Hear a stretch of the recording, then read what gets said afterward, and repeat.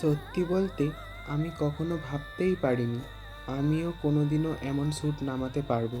ওই যে কথাই বলে না, স্বপ্ন হলেও সত্যি। আমার স্বপ্নও সত্যি হয়েছে।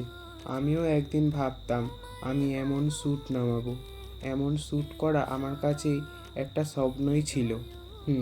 ফেসবুকে শুধু মেকআপের রিলসগুলো দেখতাম আর ভাবতাম আমিও একদিন এমন শ্যুট করব, আমিও একদিন শ্যুট নামাবো।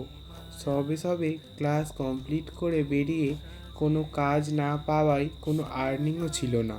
নিজের ঘর থেকে অনেকটা অ্যামাউন্ট ইনভেস্ট করে অনেকটা কষ্ট করে আজ আমি এই শ্যুটটা করছি। এই মেকআপ প্রফেশনের শুরুতে আমি কটা কি কাজ পাবো এসব নিয়ে একটু কমই ভাবতাম। শুধু ভাবতাম আমি ভালো ভালো শ্যুট করব। ওই যে বললাম, শ্যুট করা আমার কাছে একটা স্বপ্নের মতন। হ্যাঁ, এর আগেও আমি অনেকবার আমার চেনাশোনা অনেকজনকেই সাজিয়েছি, কিন্তু কেন জানি না এই কাজটা করার সময় মনে মনে একটু ভয়ই পাচ্ছিলাম আর টেনশানও হচ্ছিল। শুধু মনে হচ্ছিল এত টাকা খরচ করে কাজটা করছি, ঠিকঠাক হবে তো? আমি মেকআপটা ঠিকঠাক করতে পারবো তো?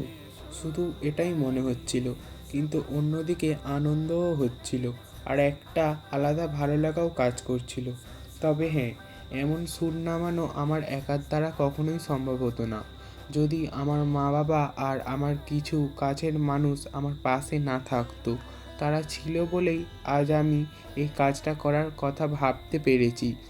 তাই তাদেরকে বলবো তোমরা এভাবেই পাশে থেকো।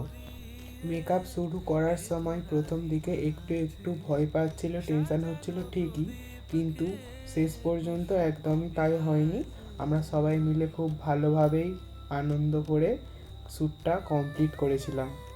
আর যারা চাইছো আমার কাছে সাজতে, দেরি না করে ঝটপট বুকিং করে ফেলো। আমার বুকিং নাম্বার হলো 7439250878।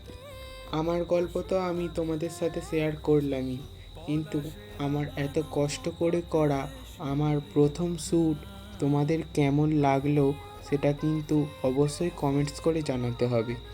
আর আমার করা এমন সুন্দর মেকআপ আর এমন সুন্দর ড্রেস কালেকশানে আমার মডেলকে কেমন লাগছে সেটাও কিন্তু জানাতে হবে।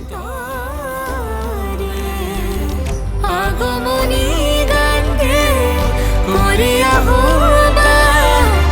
এসো